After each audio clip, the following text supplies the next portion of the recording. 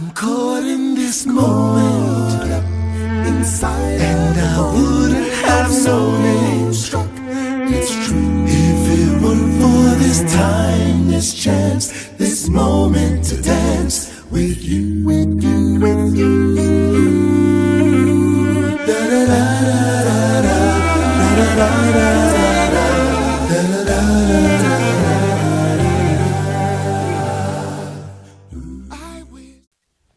Hi everyone, welcome to another vlog.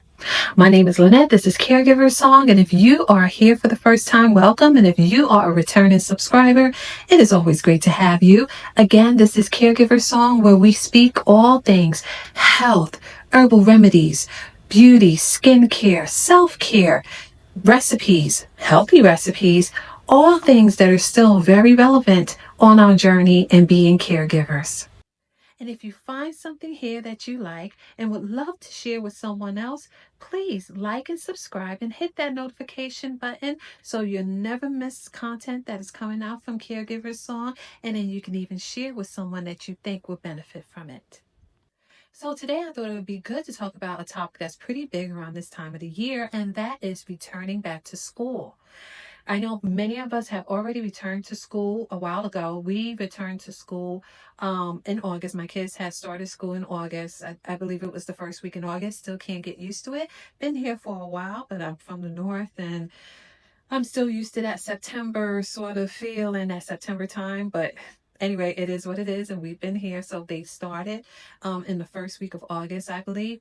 And I know some of you have started at right after Labor Day, right? So, and this right here, this time of the year for parents, many parents and children and young people can be a bit stressful. I know in particular for parents with children or young people who are in special education, it can be all the more stressful, especially if, you're moving to a different school or a different state or, a teacher, usually in special education, your young student, your child will keep a teacher for a while, maybe 2 or 3 years, and then they change teachers and there's a new teacher, and these particular things can be a bit stressful. So I thought it would be a good idea to share some information that I've used along my journey to help me have an easier transition from the summer into the new school year. And hopefully this information can help you to have an easier transition or even a more enjoyable transition. So we can start and talk about something that is called the 3 S's. And the first S starts with the word safety. It is important for us to speak to our children when they start the new school year about safety. And wherever your child may be in terms of their level of comfort of communication, whether it be verbal, whether it be color coding, whether it be through pictures, or your child is a visual learner. Label as many things that you can. Label their notebook, label their book bag, label their clothing. Put all important information in there that's pertaining to your child for them to have and know, just for safety reasons. And also, if you communicate with your child through color coding or through pictures, then put those colors on there that represents, if there's a color that you use to represent house, if there's a color that you use to represent, or pictures that you use to represent a particular thing that you guys know about. It's important to put these symbols, colors, and letters, numbers, whatever it is that would be important to them or relevant to them or something that they will understand in terms of their safety.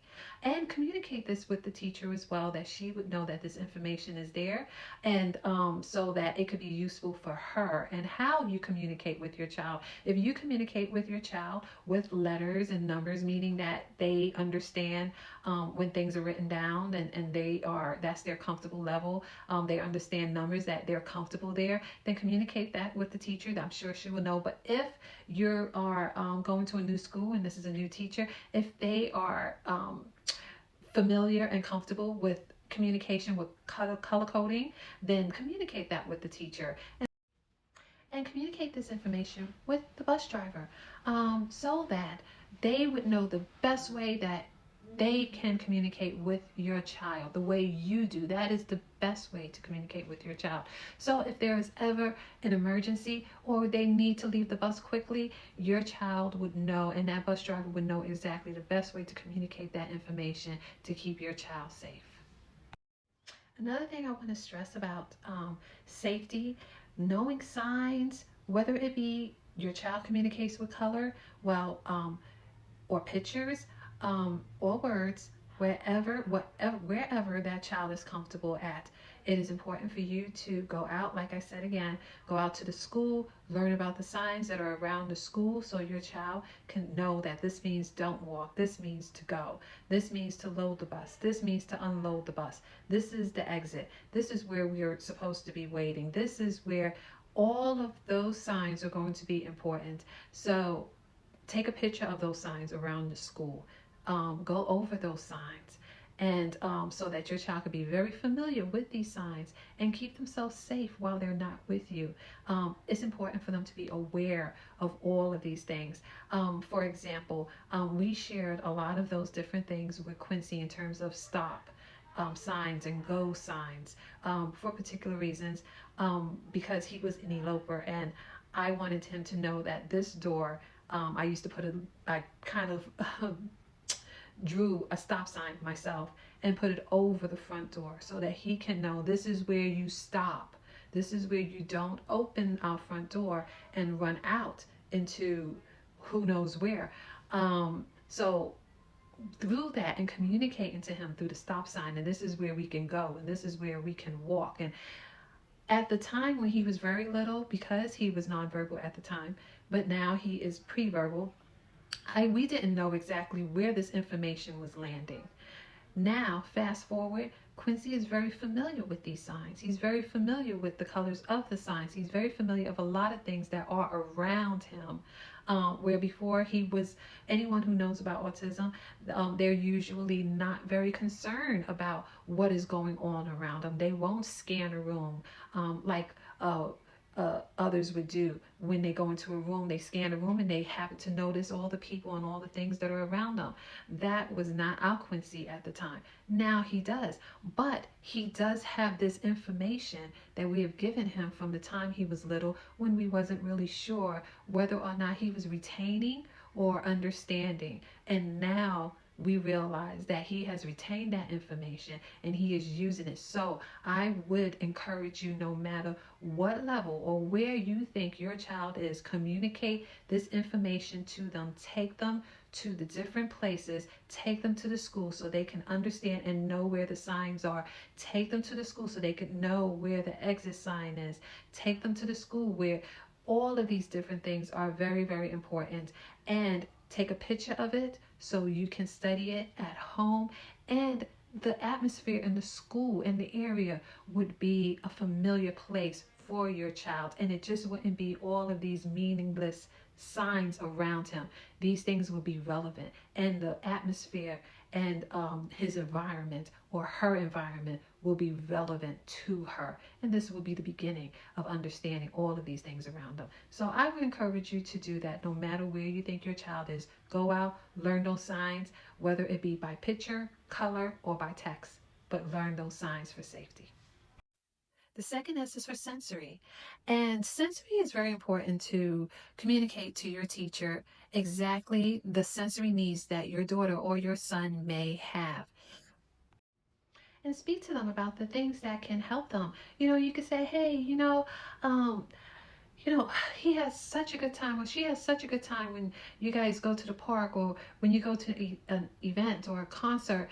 But sometimes he or she can get overstimulated, and I think it really takes away from them really enjoying exactly what's going on. I'm telling you, the school would be more than happy to accommodate your child. A lot of the schools have noise cancellation headphones, and they would be more than happy to give your son or your daughter those cancellation headphones so that they can have an enjoyable time while they're in school and do not become over stimulated for any of these activities. Another thing, sometimes with our sensory challenged kids, Tactile things can be difficult, and sometimes there will be tactile sort of activity, whether it be water or sand or any of those sort of things. And it's important for you to communicate to the teacher that if your child has a sensitivity in that area, the school would be more than happy to accommodate and do something to actually help accommodate the child with that sort of activity, whether it be gloves during the water activity or the sand activity. But again, these sort of sensory challenges need to be communicated by you so that the teacher will know exactly what they should do when any of these activities come up. And if that is expressed to the teacher, I guarantee you that your child will be off to a wonderful school year, because you will avoid a lot of different hiccups that may happen in terms of the day or the activities. If the school bell goes off during a fire drill or during the lunch bell, if you know that your child is sensitive to that sound, and that needs to be communicated to the teacher so that when they know that these bells are about to come up, because they know when the lunch bell is going to come up, they know when they're usually announced that there's going to be a fire drill, your child can be ready with their noise cancellation headphones so that they will not be overstimulated or feel a need to have a meltdown because of that. And a lot of these things can be avoided, but they have to be communicated. So sensory is the second S. The third S is for social. Social is extremely essential for the success in transitioning into a new year. No matter where your child is in terms of their comfort level in communicating, whether it be verbal, whether they're nonverbal and they communicate through pictures, or signing, it is important for us to encourage our children to engage in the world around them. And if it's just for the start of just saying good morning to the bus driver and saying goodbye when they leave and saying good morning to their teacher, if that is just the beginning and the start, I would encourage you to find ways that you can practice this with them. If your child is verbal and they're not comfortable with speaking with anyone or saying good morning, I will encourage you to practice that at home with them. Practice your child saying good morning and saying goodbye, and you respond and speak to the bus driver so that they can encourage your child to kind of say good morning in the mornings. I know with Quincy, he was nonverbal at the time, and he still does have to communicate with the device. And the bus driver, when I communicated that to him, because I no longer wanted him to just walk onto the bus and just come off of the bus, not engaging and socializing and not challenging him somehow, where the bus driver is not expecting him to say good morning and letting him go. I communicated to her that I would love you to expect him to say good morning to you, and I'm working with him on that. So please encourage him before he passes you on that bus to have him say good morning to you, even if it's an approximation of the sound through verbal communication or it's through his device. And she did, and that really helped him to engage in his social environment. So I would encourage anyone who have children who are struggling, because I understand some of our children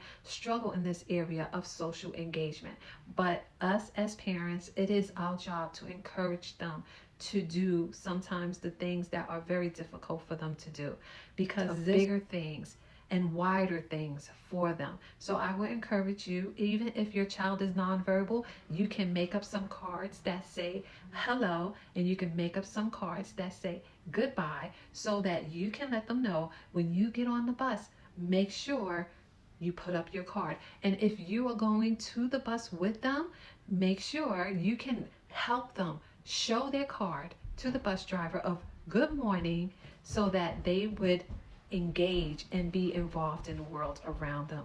And these are the things that are so important. If you apply these things, I'm telling you, they will be off to a good start to a successful new year.